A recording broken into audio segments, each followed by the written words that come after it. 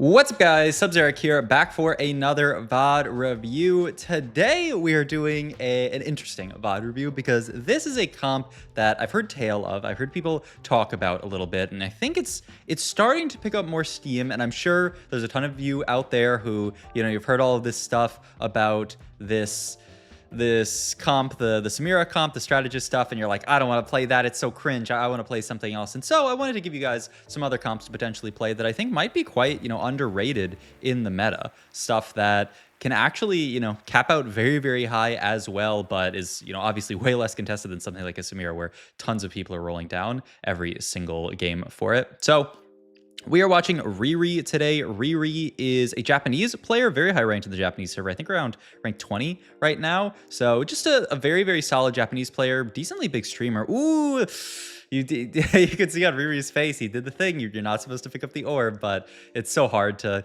I've seen Dish pick up these orbs so many times. It's so hard to stop yourself from picking up the orb. Okay, first augment here. And I'm honestly just gonna I'm gonna talk kind of biologically. That's not the right word at all. A word that means like organically about this comp that we're playing today. I'm just gonna kind of get into it because I know some people like when okay. In any case, first augment here, Ox +1, nah, probably not. I mean, I'm not against a Raining Gold Crown Guard. We actually do have double Crown Guard if we want to make it. We don't really have anyone who I'm that excited to throw a double Crown Guard on. No kind of like, I don't know. I mean, if we had Jax 2, you could even consider it, honestly. It'd be kind of interesting. But I think this option is pretty decent. You have 2 rerolls past this. I honestly might even just grab this, but I'm curious to see what Riri does here. I definitely want to reroll this for sure. No way I'm taking that left augment in this spot. But yeah. Wow. I'm shocked that he didn't roll Ox Force first, but okay. We roll this. We see a Clear Mind Pyromania. I mean, that seems a little bit worse than the other option, but I mean, we could reroll it one more time, I guess. Roll Ox. Don't really like Tiniest Titan very much. We get the Zezirot's augment. This is one that I'm curious here.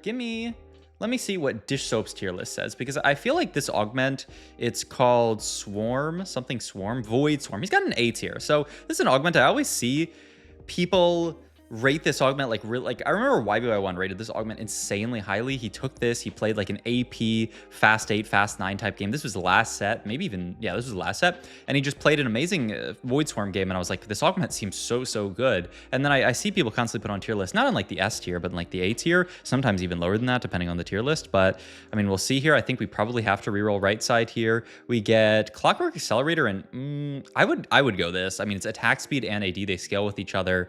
I mean, I would just grab this, honestly. But wow, yeah, we're going to go for the Void Swarm. All right. So it looks like Riri is one of those people who rates this augment quite highly. And you're going to start to see the idea here is we are going to fit in Nitro on this board. Are we going to make a Steadfast? Yeah, okay, we're not going to make a Steadfast. Steadfast is like kind of an interesting... probably not good slam when you're playing into Nitro, just because you are always going to be playing around physical damage, and that's getting rid of your potential Last Whisper component or IE component, depending on what your main carry is. But we're playing this Nitro board, so that's step one. But I think a lot of people, when they are thinking of Nitro, you're thinking, okay, of Jhin Nitro, this kind of like reroll comp that was obviously so broken. If you guys didn't play PvE, I mean, I'm happy that you didn't have to deal with this Nitro comp, but then you also didn't deal with the joy of just destroying people with this Nitro comp. But in any case, it was absolutely monstrous on the PvE and has been pretty okay on live. Not quite the same level of brokenness, but decent, I imagine. Yeah, we're just gonna sell off the Veyrus there. He's not gonna come in for a little while, but you played a reroll version, and I've even seen people talk about another reroll version of it, the Veigar reroll version, where you play for Veigar, you can fit Veigar Poppy along with the 3 Nitro, and it fits really well. You get Techie and Bastion in, and Cyberboss, obviously, and it's just a good comp as well. So I've seen that be played as well. We're actually, yeah, we are gonna make the Steadfast here. Wow, just saying we're on a 2 streak here. Maybe Steadfast is gonna allow me to continue my streak. Maybe this fight wasn't a Steadfast diff. I don't really think it was. Yeah, a Steadfast diff, but okay, we're gonna pre-level. I mean, you're never sad getting a 3 streak for free. But yes, going into this carousel here, and then I'll yap more. Bo is really just, I mean, it's a great component to take here. It's Kog'Maw's like best item by far. Like if you want to win streak, you take bow here every single time. We're also checking the Exotech item here, and we have the red one. I actually forgot what it's called, but it's the one that provides you crit. I'm gonna pull it up actually so I can give you guys the Pulse Stabilizer. It's the one that gives you crit and execute, and like spell crit and execute. So it's like an IE plus a collector. It only, I mean, execute's at 12% HP, not even bad, honestly. Pulse Stabilizer is kind of an interesting one in that, I mean, it's quite good on somebody like a Jhin. It's actually surprisingly decent on somebody like a Zeri. You would think it's not that amazing on someone like Zeri because she doesn't really care that much about her. I mean, her ability being able to crit, usually if you look at the statistics, is not a big deal. Like building IE onto Zeri, the stats say is not a great idea. It's only really a good idea if you have Hollow Bow, because Hollow Bow is giving you all that extra crit chance as well. So yeah, like I think this one is actually pretty good onto Zeri, and you don't even really need to go. I mean, you obviously don't need to build IE because it gives you the IE effect. But yeah, just to say that like IE generally is not that good, but I think this one is solid enough that it's good enough on Zeri. But in any case, we get this 5 streak, and I mean, pretty soon we're gonna have to make the decision on if we're re-rolling or not. We didn't even hold those extra Kog'Maws, so I think that's step one to kind of give you an idea of like, you know, we're not trying to go for any kind of like Kog'Maw 3 setup with this. I mean, we hold this Kog'Maw, but we didn't hold that other one. So I really think the idea is not a Kog'Maw 3 angle here. And you can see he even puts, yeah, he immediately sells the Cog there, even though it doesn't even give him econ. So Riri does not care at all about a Kog'Maw 3 in this situation. And if you wanted to play Jhin reroll, you would be going level 6 at 3-2 and then rolling it down basically for Jhin 2. And I'm actually curious what our 3-2 looks like. Slam-wise here, I love a Death Blade. Yep, just a very, very solid damage item. It can go very nicely onto this Cog. It could go onto Jhin. It could go onto Zeri. It could go onto anybody. We also see that person there who actually has a Jhin 2 out of the pool, so that's going to make it even harder for us to find our Jhins if that was something that we wanted to do. But, you know, who knows? Who knows what we want to do? In any case, we are going to pick up another dub here, so continue our win streak here. Honestly, with a board that, I mean, it's just the one upgrade, right? And the ZZ Rod. I feel like the ZZ Rod is doing a ton of work here. All right, second augmento here, bulk plus over, this is the every 3 autos you heal and do some extra damage, and then preparation here. I think bulk, the more that I played with bulk, I'm pretty sure this augment is just broken, and it's also broken in this comp for 2 reasons. One, the bug gets bulk value because the charges on it, the nitro charges count as an item, and you're also getting extra items from your ZZ Rod augment. The only downside you could maybe say from this is that we have too much frontline, but we're also a Gwynsu build, so there's no such thing as too much frontline. So I think bulk is an easy pickup here. Uplink, honestly, I mean, it's not better than bulk at all, but like maybe you could have even, like if we didn't have bulk, maybe you could have taken uplink. But we're gonna hit this, we're gonna level up here, and yeah, like I said, if this were a Jhin reroll game, you could easily see yourself rolling down here, trying to pick up stuff like Jhin 2, just because Jhin is so good. But we're not really going to roll it all here. We're just going to stick on this board. We're actually, yeah, going to spread the ZZ Rot to spread bulk value, even spread the belt there. Ooh, it's going to be a little, I mean, we'll have 2 removers later, and some of these units are likely, I mean, some maybe will come off our board, and we are finally going to lose our streak here to, my God, this board. Jhin 2, Varus 2, Dynamo +1, like, yeah, I mean, I guess we're expected to lose that. All right, fair enough. But you can start to see that, like, you know, even on rounds like this where we could roll for free on 6, if you were going to play Jhin reroll, you would just slow roll on 6. We're not slow rolling on 6. This is not a reroll version of Nitro. This is more of a push levels version of Nitro, and it's pretty unintuitive to play Nitro in this way, I will say, because Nitro, I mean, if you look at the trait, the bug scales more the more units that you have, like star level upgrades. You know, a 3-star provides 4 stacks. Yeah, 1 star is 2 stacks, 2 stars 3. I think it just goes 2, 3, 4 now. 1 star, 2 star, 3 star now, and then 4 star provides, I don't know, like 7 stacks or something like that. But you're not usually at 4 star. It happens though. It happens sometimes if you have like worth the wait or something like that. But this is a comp where, I mean, everyone's conception of how to play Nitro has been, we are going to play a reroll version of Nitro. What do we want here? Chain Vest for just Sunfire? I mean, we don't feel cut made rat. I mean, it's never bad to build a Sunfire, I would say. There's our Shyvana too, not bad at all. But yeah, everyone's conception of how to play this comp has for the longest time just been, we are going to play a reroll version. We're actually, wait, I wanna, what was the team planner that we put in there? Is that, this is actually a kind of interesting, this is okay, yeah, that was really strange. We ticked on the Anima Squad team planner for a second, and then we're like, well, obviously we're not playing Anima Squad. So, and then we get rid of all that stuff. We also just level up for the Jhin here. I mean, he fits nicely onto this board, even though we don't even have Exotech on this board, but you know, still good enough. Gonna pick up this stub here. I mean, we lost our streak, but we're still 94 HP because we have that plus 10 HP from the orb here. And yeah, now we're gonna start team plannering the board out so we can talk about the board. I mean, it's actually pretty simple. We're gonna take this board, we're gonna place Kog'Maw with Zeri, and boom. There's our board. So this is the idea, is that we're actually going to play an Exotech Fast 8 Zeri version of Nitro. And this kind of makes a lot of sense, right? I mean, one, you are getting a lot of extra frontline from the fact that you're playing Nitro. You're just playing this big dude on your board that is just super, super tanky. I'm gonna close my work laptop just because I theoretically just got off work. I love working from home, but yeah, this is it makes sense, right? You're getting extra frontline for Zeri. The other thing that makes a lot of sense is obviously Zeri fits really, really nicely onto this board. You can fit Exotech beautifully, and usually this Jax is getting replaced. We'll see what we want to do here. Usually I would say the Jax gets replaced for just the Sejuani because it fits in, you know, easily, but you could also do something of like maybe playing for 4 Bastion. The Jhin traits are really, really nice. I mean, the Marksman is like kind of whatever because you're not usually itemizing him, but the Nitro Dynamo. The Dynamo is actually not bad just to, you know, get Elise to be a little bit more of a carry. So a lot of reasons why to play this comp, a lot of upside to playing it. And the other piece of it is just like, yeah, sure, we're not re-rolling for all of our 3 stars, but when the difference between a 2-star and a 3-star is only 1 extra stack, it's really not the end of the world. You're still going to get a pretty stacked bug in this case with our other bugs here.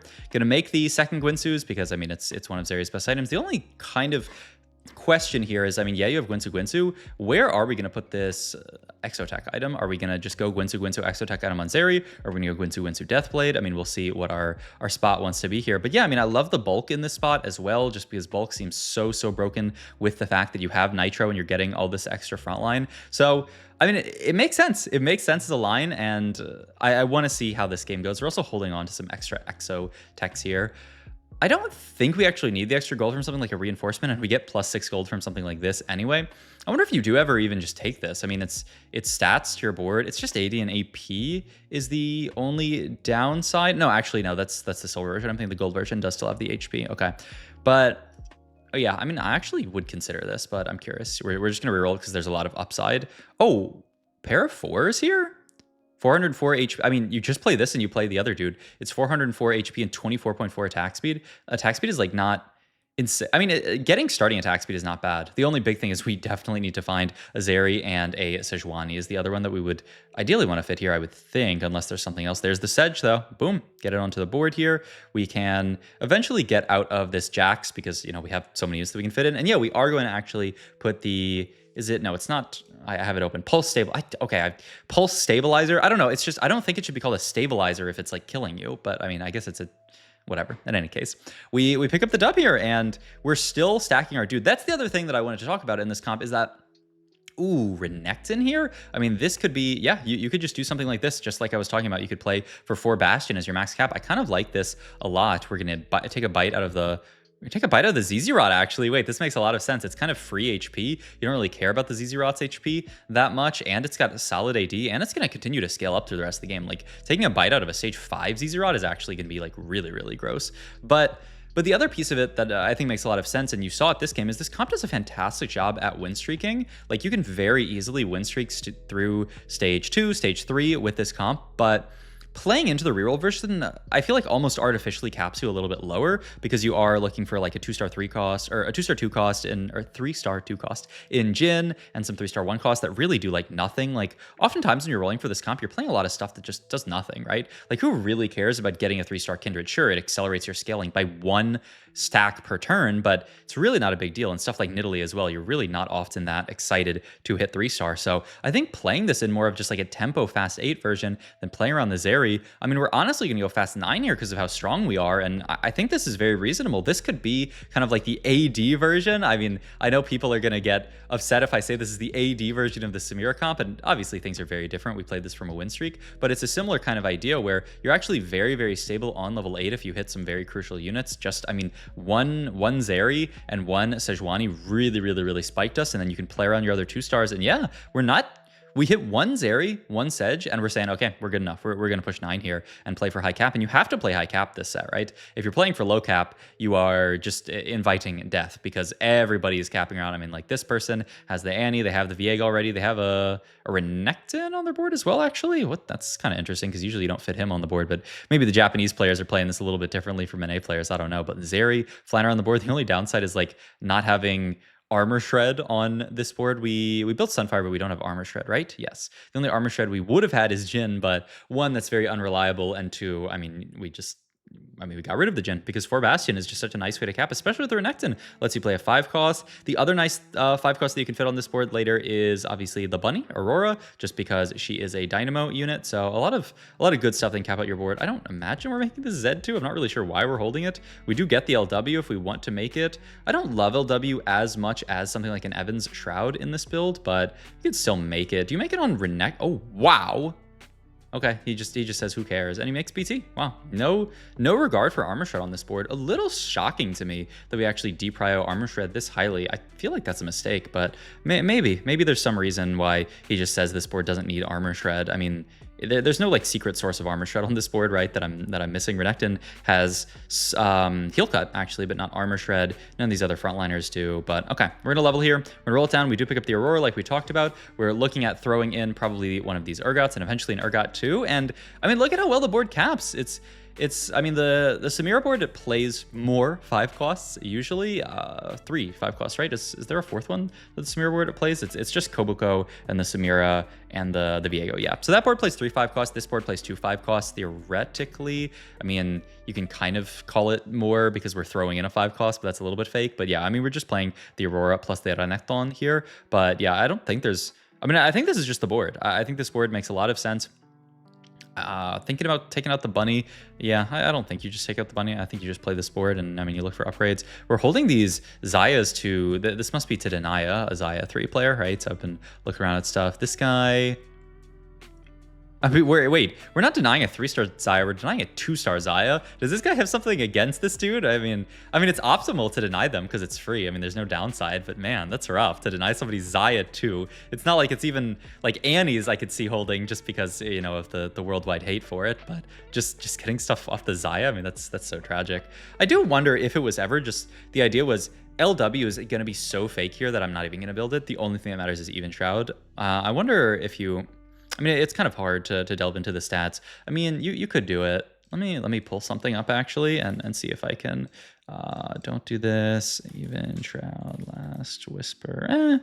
I mean, the stats say that Even Shroud and Last Whisper are about equivalent if you build them with a Zeri on your board. Maybe if I say 3-item Zeri, does that change anything? No, I mean, it makes Even Shroud a little bit better, but it doesn't change too much. I was just curious. I mean, you could still, I guess, with that idea, put this on there. Ooh, wait a minute. We took Exotech Emblem off Carousel. Oh, we took Exotech Emblem while I was looking at the stats. Apologies. And then we cut the Aurora, right? We cut the Aurora and just ended up playing the other dude. Okay, that makes sense. The Mordekaiser, right? Yep, just fit Mord on the board. It's actually kind of cute that Mord also adds Techie to this board. So just another like extra synergy. If you get Exotech +1, I don't think under normal circumstances you can really play this setup, but I mean, there might be other versions. Maybe like if you don't hit Renekton, you would be cutting Jax, cutting Renekton. Maybe there's a world where you play like Mordekaiser plus something else. Like, I mean, you're probably not playing 5 Exo at that point without the +1 just because you start to have to fit. I mean, Jin's not bad. You could actually play 5 Exo with Jin and stuff like this on this board, but look at this, man. All this frontline for the Zeri, and she's just tearing through boards with the extra Gwinsus. Like, she's actually just dashing around the board, killing everything. Look at this, by the way. Another ZZ Rots. We can throw this onto Mordekaiser for bulk value, right? He's actually going to put it up here, and then I guess he reforged the bow just because bow is like a bad frontline component, and we want to actually bulk the bow, so might as well just reforge it and then bulk something else. Though, I mean, probably should have looked at this item first, right? But it's kind of whatever. I mean, we're kind of fresh out of units to itemize. Really just want the Even Shroud here. Don't get it. So we're going to take a blue buff, a Nashers for Elise. Honestly, I might have just taken blue buff just to get her guaranteed casting, but maybe Nashers is better over time. But all right, Fighting a Seraphine 4. This is actually a crazy lobby in all ways. We're fighting a Seraphine 4 here, though as long as Zeri doesn't stay in the path of that Seraphine ult, we should be fine. She looked a little sus for a second there, but doing pretty good and still scaling up the robot. I've talked about this before in this comp, but look at this. We're at 200 stacks now. That is a big bot. And you can see it's 6-2. It's a little bit slower than you would normally get your bot, but we were so much more stable just playing around stuff like the Zeri, playing around 4 costs, and we're capping out way higher playing 5 costs. We can even go level 10 here. Like, I just love this version of the comp, actually, where you play around Zeri, you cap really, really, really high, and I mean, you can win games if you have this big robot. Though, speaking of winning games, winning this game might be a little bit hard. This guy, how big? 342 stack Cypher cash out, not bad, and a Draven 3. Oof. Okay, so we're gonna have to do a lot of work to beat them. The upside is we're 77 gold, level 9, so we do have a long way to go before we are at our max cap. I'm curious. I mean, we still have we could get the bunny back in. That's probably most likely. I do think this Exotech is actually quite reasonable to play because we did get a tank item for the Sejuani. I will also say, just Exotech item wise, because I mean, we talked about the fact this is a pulse stabilizer game. The best one for Zeri is the yellow one.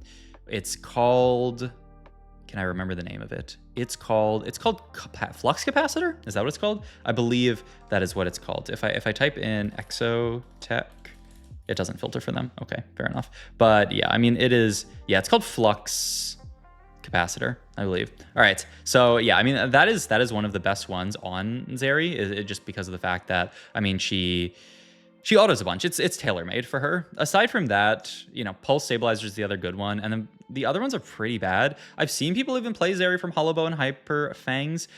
If you are building Hollow Bow, I believe, let me, peer into the stats here.